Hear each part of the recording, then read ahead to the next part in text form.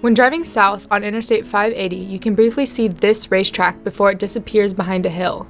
Its fences are covered in graffiti, the land surrounding is uncared for, and it has been closed since 2008. It is located in the Central Valley of California at the edge of Alameda County, just 10 miles from where I grew up. Ever since I was young, this racetrack has caught my eye, and I've had a very long curiosity to understand its history. But little did I know the stain that it had left on our society. It wasn't until I was a senior in high school when I would learn that on December 6, 1969, the Altamont Speedway was the location of a massive rock concert hosted by the Rolling Stones and the Grateful Dead.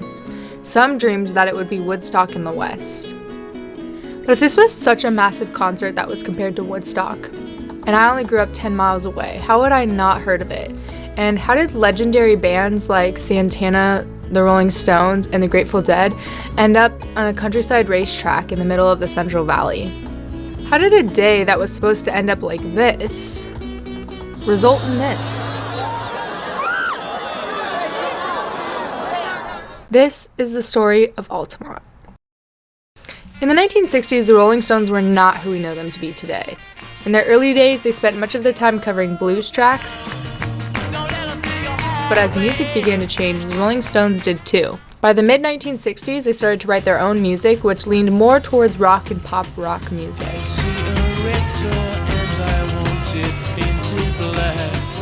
As their fame began to grow, they acquired a new manager, new recording labels, and their recreational drug use was continually getting them in trouble with authorities. By 1967, their manager Alan Klein was stealing all of the band's profits, and feuds between band members started to rise. On stage, Mick Jagger and the Rolling Stones were gods, but behind the scenes, they were really trying to stay afloat. Their solution? Host an American tour and get a film crew to create a documentary of the month-long event. Simultaneously, over in California, around 1965, the San Francisco sound started to arise. Deeply ingrained with the city's counterculture, Haight-Ashbury bands like the Grateful Dead, Jefferson Airplane, and Santana were at the core of the psychedelic rock movement.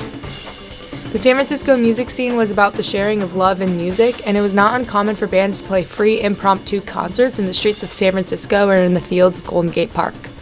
Most people don't know that the San Francisco sound is actually what inspired the 1969 Aquarian Exposition 3 Days of Peace and Music Festival, or better known as Woodstock. Woodstock took 8 months of preparation and was originally planned to be a profit-making venture. Before the August event, they sold 186,000 tickets at $18 a piece, and they advertised that if you showed up the day of the event, you can actually get a ticket for $24. The only reason why Woodstock turned into a free concert is because twice as many people showed up to the event than was expected, and there just wasn't enough tickets or security or infrastructure to manage crowds the size of 400 to 500,000 people. Now, Woodstock had its fair share of problems, but it is regarded in history as a victory of peace and love. Woodstock was the perfect summary to the hippie mantra: peace, love, and music. Those who were there wanted to relive the experience as much as they could, and those who weren't dreamed of what it would be like. As the 60s drew to a close, the counterculture and the free spirit generation wanted to cling to what they could. Among those people were Mick Jagger and the Rolling Stones. Just before the Rolling Stones left to come to the United States, Grateful Dead manager Rock Scully met in England with Rolling Stones guitarist Keith Richards to propose that they partner with Haight-Ashbury bands and host a free concert in San Francisco. Scully knew that concerts in Golden Gate Park had been a huge success, and the plan seemed foolproof to the both of them. The idea was that the concert would wrap up the Rolling Stones' 1969 American tour and bring the Stones closer to the counterculture. By November of 1969, after seeing the success of Woodstock, Mick Jagger just couldn't keep quiet. We are doing a free concert in San Francisco on December 6th. And as a result, the city of San Francisco canceled its permits because they knew they did not have the infrastructure to support the crowds the size of Woodstock. With the concert quickly approaching, Sears Point Raceway up in Sonoma agreed to host the event, but on the condition that they received $100,000 up front and would receive a percentage of the revenues made from the Rolling Stones documentary. Still without any money, the Rolling Stones backed out of the deal just 2 days before the concert was supposed to start. This has been building up for a long time.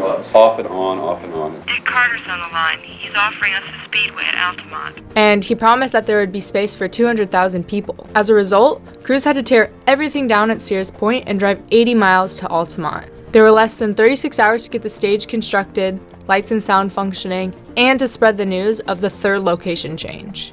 The Rolling Stones free concert is going to be on tomorrow at the Altamont Speedway. When the crews arrived at the raceway, it was not what they had been told it would be. In Sonoma, the stage was on top of a hill, projecting down into a bowl, so a short 4-foot stage would have been appropriate for the venue as the bands would be safe from the massive crowd. Altamont was quite the opposite. The 4-foot stage would be placed at the bottom of the surrounding hills, leaving the stage completely exposed and unprotected. Because of the Rolling Stones' past and their relationship with formal authorities, Mick Jagger hated police, and he did not want any official police security to be present at the event whatsoever. But they knew that they needed protection and they knew that they needed security, and the Rolling Stones knew the Grateful Dead had a close connection with the Hells Angels motorcycle gang. So the Stones offered to pay the Angels to guard the short stage for $500 worth of beer.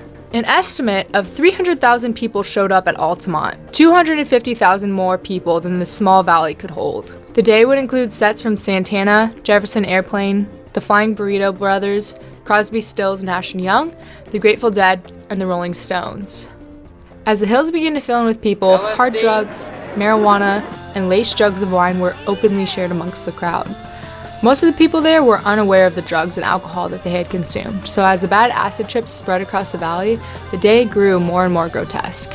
Now, from the moment the Hells Angels arrived, they were extremely violent, and it increased as the day went on, and they began to consume more and more alcohol and hard drugs. They crowded the stage and continuously caused problems for fans and the bands. They were starting fights, beating people with pool cues and metal pipes, and at one point, lead singer of the Jefferson Airplane, Marty Balin, jumped off the stage to break up a fight and was knocked out by the Hells Angels. Hey man, I'd like to mention that the Hells Angels just smashed Marty Balin in the face and knocked him out for a bit. I'd like to thank you for that. The increased violence resulted in the decision for the Grateful Dead to leave Altamont and not play at all. By nightfall, the Rolling Stones finally came out to perform, and the moment Mick Jagger was seen by the fans, they immediately rushed the short stage, and the violent pushing and shoving continued, and there was really nothing anyone could do. Just 3 songs into their set, Mick Jagger had to stop playing due to the numerous fights in front of the stage. Everybody be cool now, come on. But it was just 4 songs later during Under My Thumb where the reputation of Altamont would forever be stained. Captured on film, the murder of 18-year-old concertgoer Meredith Hunter. In Hunter's attempt to get a better view of the stage by climbing on a speaker, he was quickly yanked off by a Hells Angel. And after a few more violent blows from the Angel, you can see Hunter come into the camera's frame. As a crowd quickly spread around him, 21-year-old Hells Angel Alan Pissarro draws his knife, and you can see him stab Hunter in the back a total of 4 times. We lose sight of the following events. Yeah, he pulled out a gun. You know? He did? Yeah, the Hells Angels took the gun away from him. They proceeded to put him down on the ground and start kicking him. And he has a couple stab wounds in his back and one over his ear.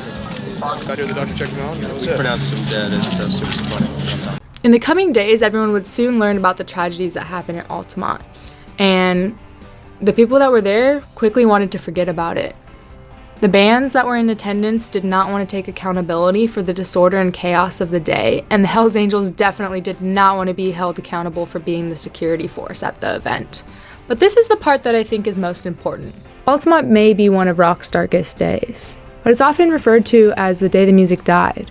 I don't think that's true. It didn't kill rock music, it just changed it. And I don't think the Rolling Stones would be who they are today if Altamont didn't happen.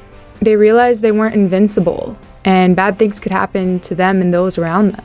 It brought them back to their roots, and it made them realize why they were making music and who they were making music for. And we got a great band because of it. So, as the 50th anniversary of Altamont approaches this December 6th, I think it's important that we remember the day. We remember Meredith Hunter and the tragedy and chaos. But I also think it's important that we remember what the day was supposed to be, the joy, the happiness, and the coming together of a generation.